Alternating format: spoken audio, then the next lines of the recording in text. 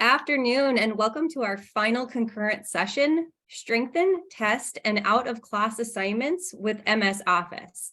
Our presenter today is Melinda Clardy, a faculty member at South Louisiana Community College. If you have any questions for the presenter during the session, please feel free to enter those into the Q&A section at the bottom of the Zoom room screen, and we will address them at the end of the talk. On that note, I'll go ahead and head on over to our presenter. I hope everyone's having a lovely day. I know that the last session is always a little bit rough. So what we're going to do is I'm going to share my whole screen. And we have the PowerPoint. So the idea behind this session is really to be able to say, if I want to add the level of randomization that Hawks can provide on the homework assessments to any in-class assignments or possibly classes that have not adopted the Hawks test, I really have to think about how to do that. You could just make 20 different tests for all of your students, but I think that that would get very tedious very fast, and it sounds like a lot of extra work, particularly because what's different about random assignments as opposed to just the same values for everyone, especially with math, is it gets harder to decide what the answers are. You would end up having to work each individual question 20 times yourself, and that's just too much in my estimation. So we're going to go through a little bit of a tutorial today, and if we have time, a demonstration. So what we want to do to be able to make our Uber test is to start with a document, just a standard Word document, nothing special. You don't need any plugins, you don't need any extra stuff. This is what comes in the standard Office 365 package. So you can see I've started with this kind of trigonometry question. We have these two triangles down here, and our goal is to be able to find the missing values. So this is standard enough. The 25 for the angle and the side length, and the 15 and the 6 for the other triangle are the values that I think I would probably like to add some randomization to. So once we've identified where we want those random values to go, we want to think about how we're asking that question. Is there any relationship that should exist between these variables?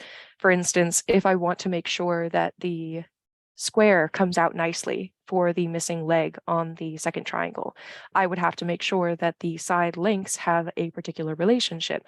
Perhaps I would make them all part of a Pythagorean triple or some other thing. So if I'm remembering what my goals are, having equitable difficulty for the problems, I'm now going to open an Excel page next to this. I want to label the values that I want to replace in a way that is identifiable to you later and does not contain spaces. It gets a little bit cranky about spaces. So we can see here, I've got two hypothetical students. Joe's is the one we're seeing, and Susan's is the one we're going to generate. So we know that human beings are not good at being random. It feels like we are, but we're not. So using the random call functions in Excel can really help you out to be able to make the values actually random. So you can see Susan here, I've given the random between 3 and 9. So that will choose whole numbers between 3 and 9. And I'm multiplying them by 5 so that they're still nice numbers when we get done. From there, I want to make sure that the hypotenuse of this triangle is kind of the same caliber as the angle that I've given. So I take the value from the previous cell, that angle value, and then add either 5, 10, or 15 to it, just to kind of keep them close by. Same kind of thing with the second triangle. In this case, I've tried to make sure that the ratio between them is going to be 3/5, so that I can make sure that these things are still working out nicely.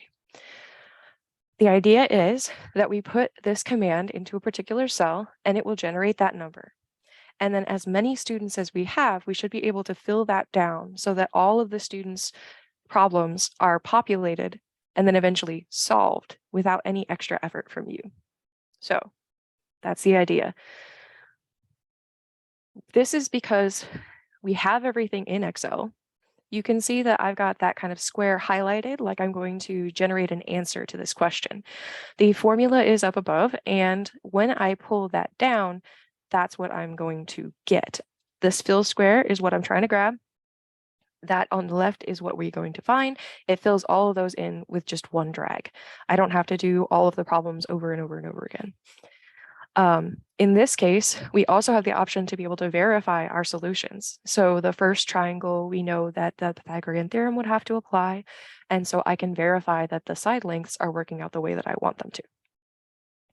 When we drag all of our values down, we have the values that my students were given, so we know what's supposed to be in there, the answers to each of their individual triangles, and in this case, we were giving our verification step as well. That's more at your own discretion, but I find that especially when you're getting used to it, it's a really nice peace of mind feature. So once we have our key in place, we have all of our formatting done. There are a couple of things that can throw it off. We mentioned spaces in the variable names. It's not always happy about those. Also, the random functions keep being random.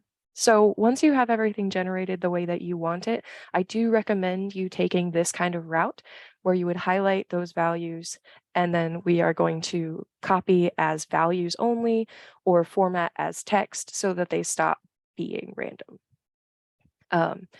Decimals with a floating point 0 are also troublesome, so that's where we really want to do that text information. There are other quirks and features, of course, but if you've worked your way around Excel before, this shouldn't be anything too revolutionary. What pertains to our example right now is that the trigonometric functions only use radians in Excel. So if you want to do degrees, you have to make that conversion every time. Okay, so everything's set up. All the formatting is perfect. We save our Excel spreadsheet. At this point, we are opening up or going back to our Word document where we have these questions kind of spoofed for now. We want to select the values and start this mail merge. That's our process. So this mailings menu is in the top bar along with your file and insert and all of that normal stuff. It's down towards the end. So when we start the mail merge, it actually has a built-in wizard to help you make sure that the document goes through correctly as well. So if I select that wizard, the first thing I'm going to see is a little pop-up off to the side. It's going to ask me what kind of document I'm working on. So you can see the intention for this feature is really to be able to generate like form letters for everyone in a particular county or everyone in a particular group of some sort. But we're going to exploit that a little bit. So we're going to say that we're making letters and it'll ask us what document we would have in mind. So we've already put all of our questions here with those spoof values in them. So we're going to use the current document. And then we want to use an existing list for our mail merge as well. That existing list is going to be the spreadsheet that we saved. So when you click this, it's going to open that file explorer. You're going to go and get this spreadsheet that you saved, and then you are ready to go. So this is the part where we match the two together. We have all of our stuff in Word, we have all of our stuff in Excel, and now we want to tell it what we want. So we can see here we have that highlight merge fields. This will tell us where the values are that we're trying to show. That's where we're going to replace things. And then we're going to insert. So once I've selected this 60, I would use the insert merge field option, and I would choose the corresponding variable name. So if this was, angle 1, I would select angle 1 in the dropdown that came up, which again is why we want to try to make sure that those have reasonable names, if at all possible. Okay, so great. We've identified where our variables are going. There are other things that are of use to us in this menu as well. For instance, we can highlight after we're done to be able to show which values we've replaced and which ones we haven't. This is really nice if you are thinking that you've got everything where you need it, but then you notice something is not matching up on one of the problems you were trying to do. I also really like doing this so I can see whether I was changing the words or the numbers. So this isn't necessarily just a math tool either. True and false questions or otherwise short answer questions also benefit from this greatly. If I'm looking at this one in particular, if I changed this cosecant to a cosine, it would be a different problem, but it would still be a valid question. I want my students to know whether or not those are the same values. If I was talking about writing a paper or a summary of a text, the character name that they are given for which one to analyze can be changed out using this feature as well. So just trying to make sure that I don't lose any of my not math people here. When we take a look at some other buttons here, the preview result will show you the variable name that you've assigned in the spots where you're doing the replacement as well. So that way, if you are not sure or you know you've done it incorrectly, like this says angle 5 instead of angle 1, that you can go back and rematch that field. And then finally, the one I want to point out is this next recipient option. So we have in this document 7 recipients. This is just something that I was playing around with. So we have 7 recipients, and that will show us what each of the values looks like. So I do suggest usually putting some extra thought into what you want to show at the end, possibly student names somewhere on the test so that you can identify whose is whose when we get done. All right, everything is in its place. All of the variables are named. All of our fields are the way we want them. We're ready. Also in that mailing menu, right next to that preview results we were just talking about, is this finish and merge. So this is going to give you yet more pop-ups. Windows does love its pop-ups. And we want to print the documents at this point. Editing individual documents is more if you wanted to tweak each one in a specific way. So if you find that you are in that setting, then you can use that, of course. If you have everything as random as you want it to be, though, this is where we would go. At that point, we get another little pop-up and wants to ask what we're printing. So if you wanted to do a test page, you could print just the current record, or you could print out just your key where you would put the values to those things there, and that would be fine. If we're trying to get everyone's, though, that would be where I would say all. So that's going to bring you to the standard print menu, just like it does. Rather than necessarily running straight to a printer, I do usually try to print these as a PDF just to make sure there's no extra quirky formatting stuff that I wasn't anticipating, etc. So this Microsoft Print to PDF is available to you whenever you're printing a document. And what it does is it saves the file where the formatting is locked. So that's where we kind of need an external tool. I know that I promised this was all Microsoft Office, but this is a free website, so I feel like you can probably forgive me for that. I love PDFcom is honestly one of the greatest tools that you can use when you're trying to work with PDFs. They're great because the formatting is locked, but they're hard to work with because the formatting is locked. It's kind of a catch-22. So in this case, what we're going to do is we have that whole PDF with everyone's test assignment, whatever we're talking about in it. And we're going to go ahead and select this split option that comes up on their homepage. This is going to open a little window off to the side, and it's going to ask us to drop our document into it. So you can upload with the browse button or just drop it like it's hot is the statement they usually have on the webpage. So when we've got that in here, we're going to go ahead and split. I split using ranges because I know that each of the documents is the same length. If for some reason you think that won't be the case, then of course you can set something else as well. The fixed range is going to mean that I need to know how many pages my document is supposed to be. So this particular document was 14 pages because it was a really long test with graphs and stuff. And the nice double check feature is here at the bottom. This is going to generate 9 PDFs. So that should match up with the number of students that I have. If it doesn't, then I need to go and check that my ranges are set correctly and that I've filled out my spreadsheet the way I'm supposed to. So you've done all the double checking. Due diligence is on point. It's time to open it. If you have not experienced the joy of a zip folder before, you're going to. What happens when we're on that I Love PDF is it's taking all of those and splitting them into their own files. But rather than inundating you with one individual download after another, their option is to put them all in a compressed zip folder. So you can see that's down here in my little taskbar of Google Chrome, and I'm going to show it in the folder. So this is in my downloads. And when I right click on a zip folder, it's going to give me several options as you would expect, but extract all is where we're trying to go.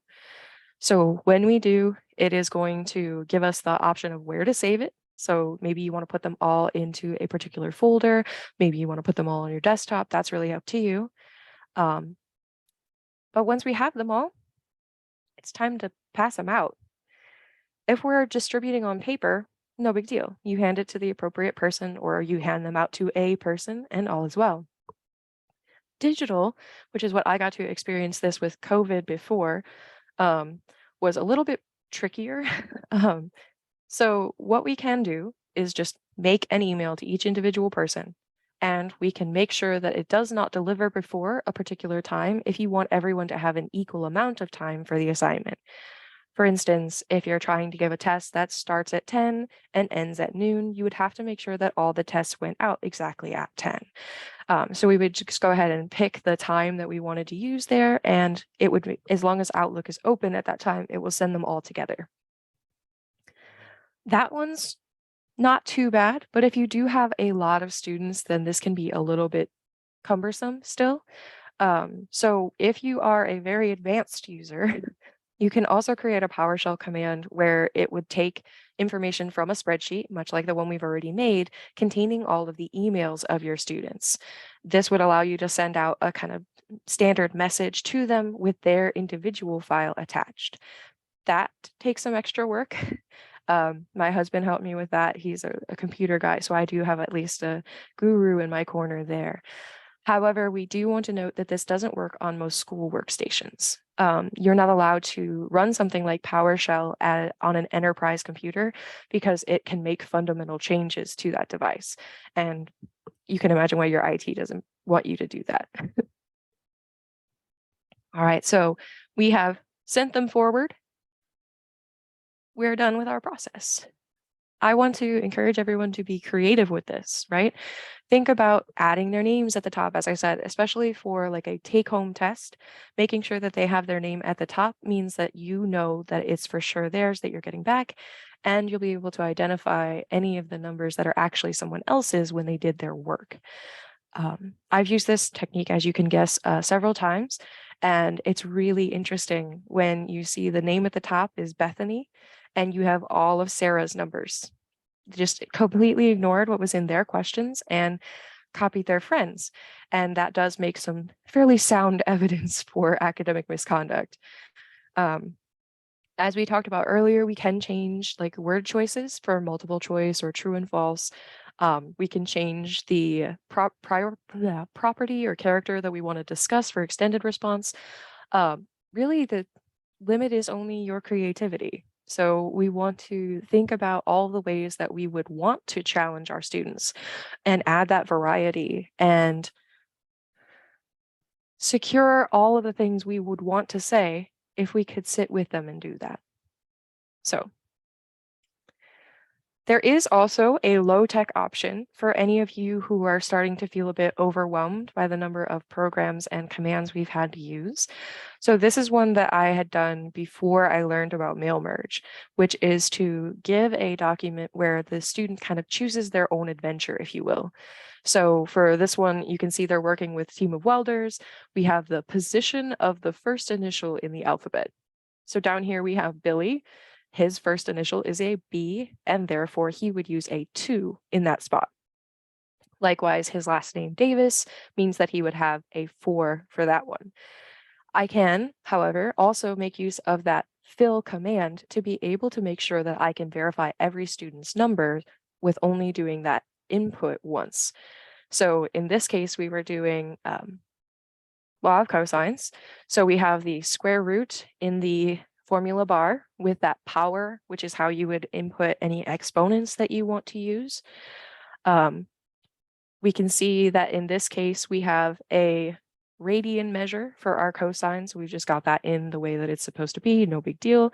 That is the idea behind the low-tech option, just really getting some specific user-specific information about them.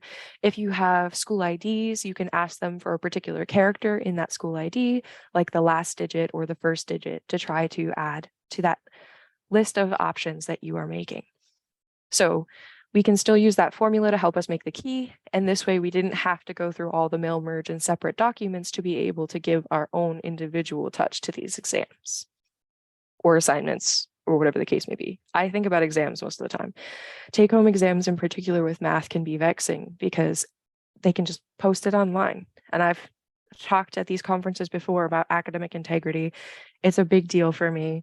And this gave me more security, knowing that I could tell if something was not as it should be.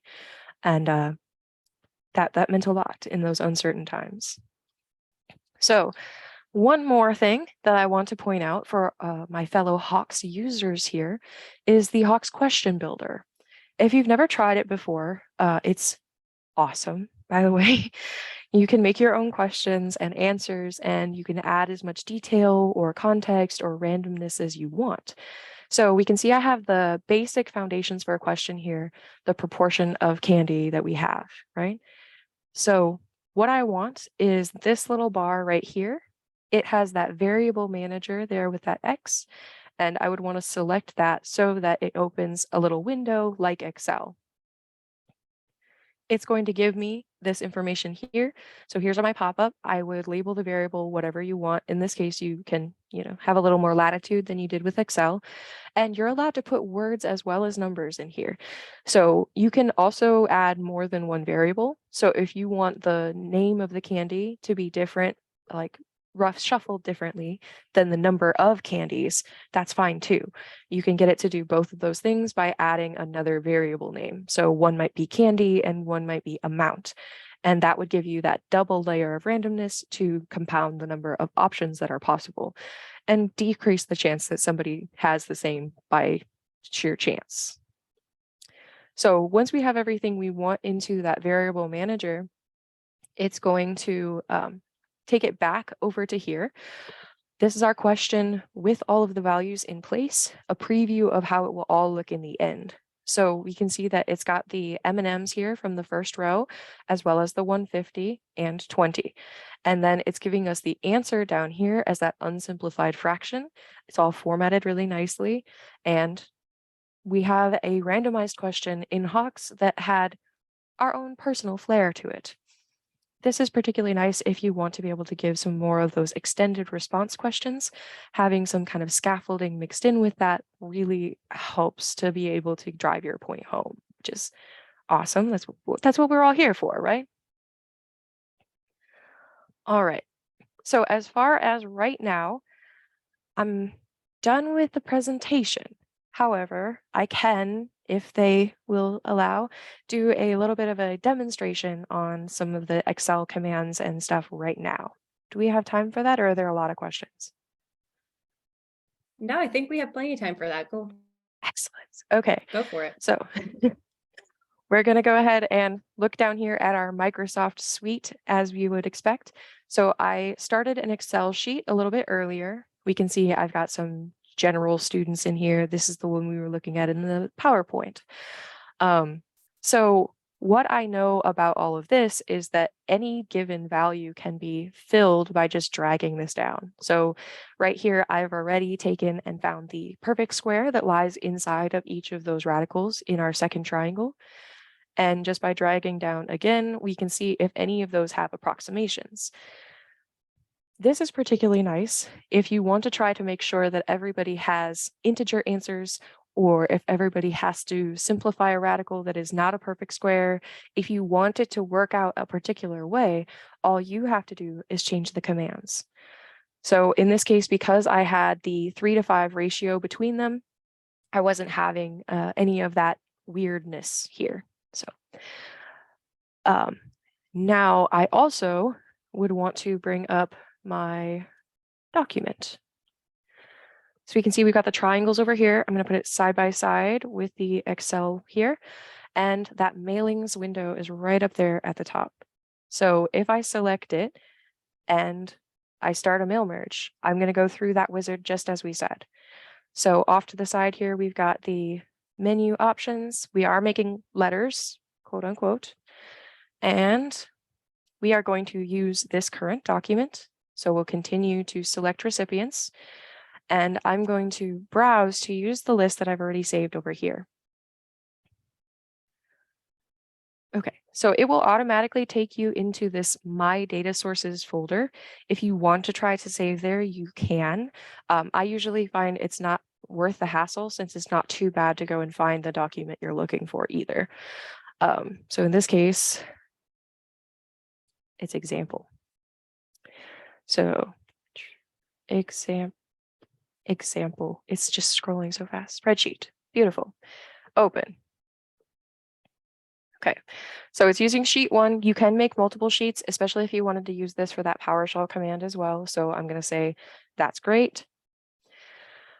And it's going to give me all of this, which seems like a lot all at once. So I'm just going to say, okay. Now, if we move to the next part, it's asking us to write our letter.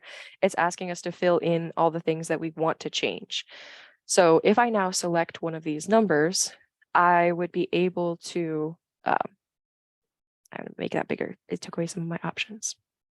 Insert a merge field. And in this particular case, that is supposed to be the hypotenuse of triangle 1. So I can put that in there, and you can see what it's going to do is replace that with the variable name at first. So I'm going to go ahead and replace this one as well. That is the angle for triangle 1. And now I'm going to preview my results. This is where it's changing between the words and the numbers. So if you want to be able to switch between them, that's your option there. If I highlight all of the merge fields in this document, it's going to show me that those two numbers are the only ones that are currently changing. And because I have multiple students, I should be able to see different versions of this as well. So this is the next person's test, and the next, and the next, and the next, without me having to do much of anything. Just so cool. All right, so let's do that part again with the other triangle. We're going to choose the values that we want to be able to fill in, insert a merge field for the corresponding column in our Excel sheet. So this is the hypotenuse of my second triangle. So I'm going to put that value there. And then this is the leg of that triangle. All right. So now when I cycle through, each of these has the values changing. They're both highlighted merge fields. Everybody's is what it is. We can go back to the beginning of the list, and that's what we're trying to shoot for here. So we can just match as much of this stuff as we want to, make whatever we need to do. We can edit the recipient list, although I do find it behaves better if you save this one and then work with the Excel file. If you try to have both open when you're doing this mail merge, it gets a little bit finicky. I've had it crash a couple of times, and I wouldn't want that to happen to you. So the best case scenario is if you find you need to go change your Excel sheet, that you save and close the Word document before you do that, so that the communication it gets is always clear from your Excel sheet. Okay. So this is giving us the option to preview my letters if I want to, and that's what we were doing up here anyway. And to complete the merge is the last step of the wizard. So this is giving us those print and edit individual documents as well, though I usually close the wizard by this point because I'm doing too much stuff, and I would print the documents. Okay. So again, if I wanted to print just the current record, just to see what this one test looks like, I can do that. We're going to get that PDF. I give it whatever name I want. So like test 1, and I'm going to put that. Yeah, that's fine. It is printing. So there was that. And now if I open my file explorer, it should be the last saved document in here, which is not showing up, which is cool. All right. I love when things go exactly like you planned and it's flawless, right? Except that never happens to me.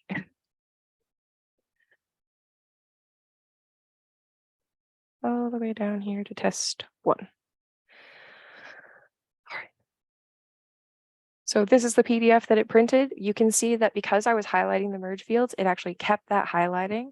This is again why I do recommend doing a test document, so to speak, before we try to do that, because we can notice little things like that. And if we've already printed 20 of these 14-page assignments, we're probably not using our resources very well.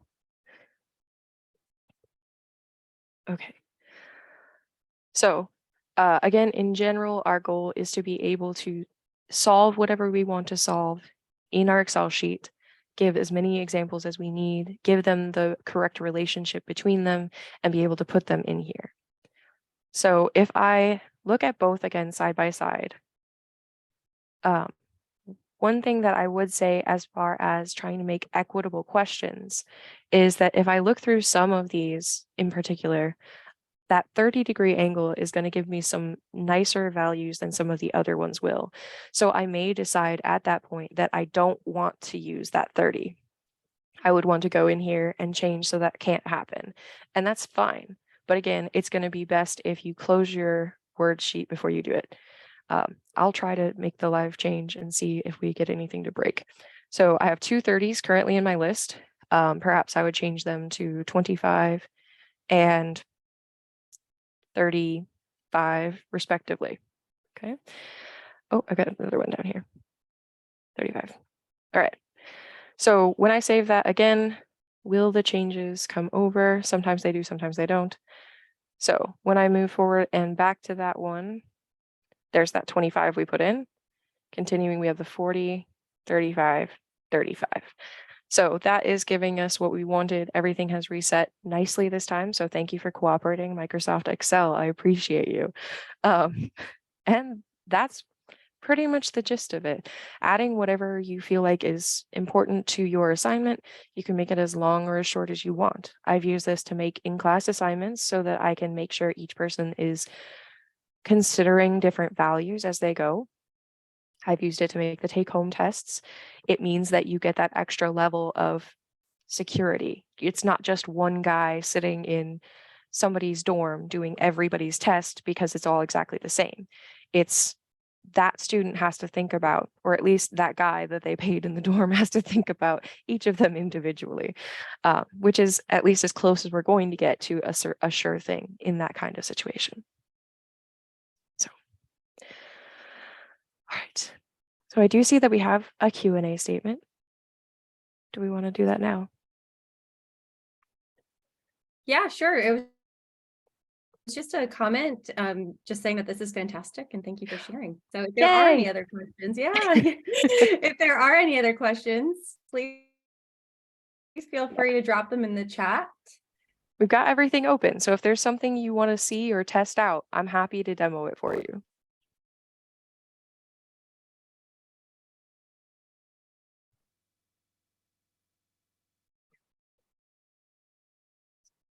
While we chew on that, I'm going to show some stuff about the formulas here. Because this was trying to solve the rest of the triangle and I have a degree measure, I did have to use that radian conversion here. And pi is its own function in Excel. You just don't put anything in it, which is really weird, but it is what it is. And once again, if you know that you are going to be doing some kind of square or another, you have to use this power function. You put the value that you want to be squared and then the power after that, the square. So of course you can use this with like a third power, half power, whatever. There is also a square root command built in individually. So that's what we were using here to be able to get the approximation for our side lengths. Also, if you've never seen the split screen thing in Windows before, that's also really cool, having just something side by side that you want. If you hold down the Windows button and then press an arrow key one way or another, it'll move it between each side, and then you can pick whichever goes on the other side. It really makes your process more streamlined, very efficient.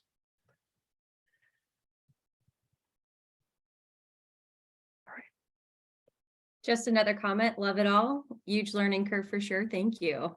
Oh yeah, it takes a little bit to get used to, but once you do, it will just change everything about this. I used to dread giving take-home tests because I knew that I was going to end up with some kind of issue. But if time doesn't allow, time doesn't allow. And this made that so much better. I could make the test in once and then actually have 30 versions of it at my disposal. And that's just so wild. And I love that this feature is in here and almost no one knows about it. So yeah. Let me see. Anything else we might want to talk about or see? I don't see any other questions coming in, but this was really great, Melinda. Thank you so much for all this information you shared with us today. Absolutely. Really, this concludes the final concurrent session of the day and our conference. On behalf of everyone here at Hawks Learning, thank you to our presenters and attendees for being a part of IES 2023. Recordings of this year's session will be provided in the coming days. If you haven't already, don't forget to swing by the exhibit hall to say hello to our Hawks team. While there, you can view a quick 5-minute demonstration, request your t-shirt, and be entered in to win a $50 hourly giveaway. Also, in the spirit of St. Patrick's Day, you'll find a few golden coins throughout the conference website. Click on the coins to be entered for a chance to win an additional raffle. The booths will remain open until 5 p.m. Eastern Standard today. And again, just thank you all so much for joining, and thank you for presenting, Melinda. That was really awesome. Wonderful. Thank you. And I do have my contact back up here. If you ever want an extra tutorial or you want to talk about your victories, I would love to hear about it. So definitely reach out if that's what you're so inclined to try.